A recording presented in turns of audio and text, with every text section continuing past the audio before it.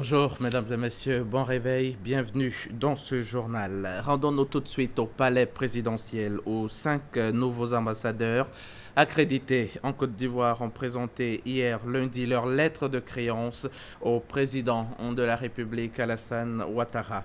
Ce sont les ambassadeurs de la République du Soudan, de la République de Corée, de la Fédération de Russie, de la République de l'Inde et de la République du Portugal. Nous y reviendrons dans nos prochaines éditions.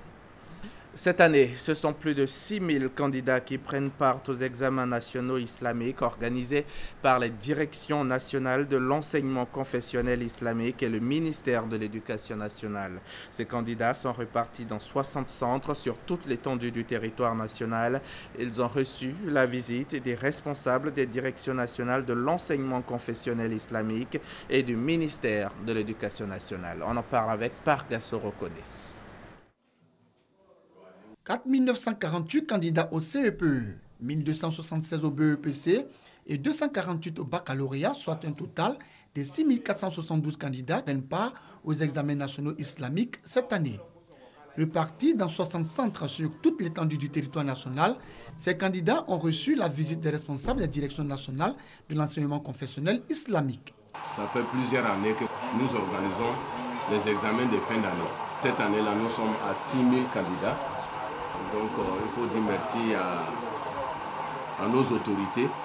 Nous sommes heureux que le ministère de l'Éducation nationale ait dépêché des agents pour venir, n'est-ce pas, nous suivre dans tout ce que nous avons fait. Et certainement, ils feront un bon retour à nos autorités. Nous espérons que l'année prochaine, les choses se passeront encore nettement mieux.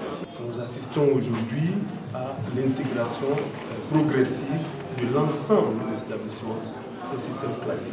Et l'examen aujourd'hui fait partie, en tout cas, des éléments de certification un peu de cette façon de la formation, de la qualité de l'enseignement dispensé dans les établissements islamiques.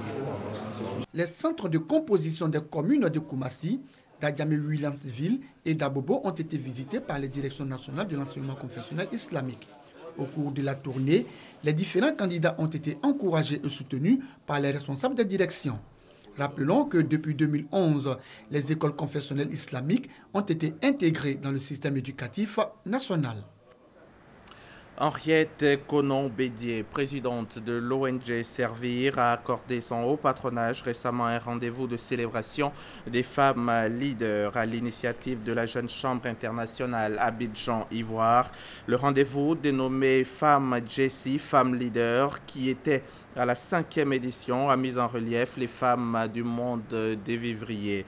Une opportunité pour Henriette Konon-Bédier, féliciter la femme ivoirienne et l'inviter à contribuer à l'émergence de la Côte d'Ivoire. C'était dans la commune de Cocody en présence de notre reporter Thomas Guessambi. La gestion efficace des sociétés coopératives, quel modèle et quelle performance à adopter? Et le développement d'activités en réseau, quelle stratégie pour quels résultats? Ce sont là des termes autour desquels s'est tenue la 5e édition des Femmes Jessies, Femmes Leaders, un cadre de célébration du mérite des femmes. Dans la dynamique, les actrices majeures des coopératives du vivrier répondent présentes. Sous la bienveillance de Henriette Konon-Bédier, il était question pour l'équipe d'Emiliel Dakouyo, présidente exécutive de la JCI Abidjan Ivoire, au travers de ce rendez-vous, de partager avec les femmes du vivrier les fondamentaux pour mieux gérer leurs activités. Que les femmes se donnent la main pour découvrir ce qu'il y a de meilleur en elles ne pouvait que réjouir la présidente de l'ONG Servir au patron de la rencontre. La présidente fondatrice de la fondation Servir que je suis ne peut que saluer votre leadership et vous exprimer son admiration. Votre combat est proche de celui de notre fondation. Mesdames, allons donc pour l'émergence de la femme ivoirienne. En attendant que les femmes gagnent d'autres challenges pour ce qu'on leur reconnaît déjà comme acquis, elles sont reparties avec des présents, sans doute pour stimuler leur ardeur au travail. Un mot de justice à présent. Le deuxième procès en assises pour Simone Gbagbo débute ce mardi 31 mai, ici même à Abidjan. Après avoir été condamné une première fois il y a 1 an à 20 ans de prison pour atteinte à la sûreté de l'État, l'ex-première dame comparaît à nouveau pour répondre à des chefs de crimes contre l'humanité, crimes contre les prisonniers de guerre et crimes contre les populations civiles commis lors de la crise post-électorale de 2010. 2011.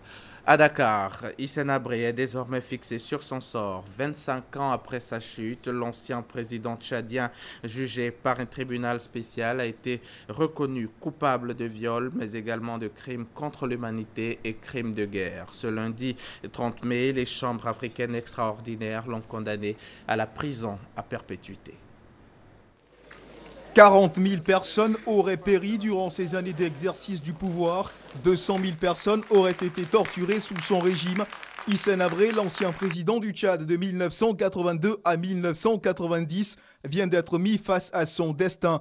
Reconnu coupable de crimes contre l'humanité et de viol, Hissène Habré coulait des jours paisibles au Sénégal, pays où il avait trouvé refuge après son éviction du pouvoir par un coup d'État mené par Idriss Déby Itno, un de ses anciens généraux, actuel président du Tchad. Au fil du temps, ses relations avec l'ancien président du Sénégal, Abdoulaye Wade, se dégradent. Commence alors le début de ses tourments au pays de la Teranga. Rattrapé par son passé, les anciens dossiers refont surface. Il est désormais persona non grata au Sénégal. Selon plusieurs rapports accablants, Hissène Habré aura dirigé le Tchad d'une main de fer. En 8 ans d'exercice du pouvoir, opposants politiques et civils visiteront quotidiennement l'humidité de ses cachots. Reconnu également coupable de crimes de guerre, crimes de torture, pour lui ce sera la prison à vie. Ainsi en a décidé le tribunal des magistrats des chambres africaines extraordinaires de Dakar. Le pays de son refuge, le Sénégal, devient ainsi le pays de sa condamnation. La traque judiciaire à Hissène Habré aura duré plusieurs années, un verdict qui sonne comme un soulagement pour les milliers de victimes de son régime. Fin de ce journal. Merci de l'avoir suivi. La suite, c'est avec Thierry Ancheval. Moi, je vous retrouve ce soir, 23h.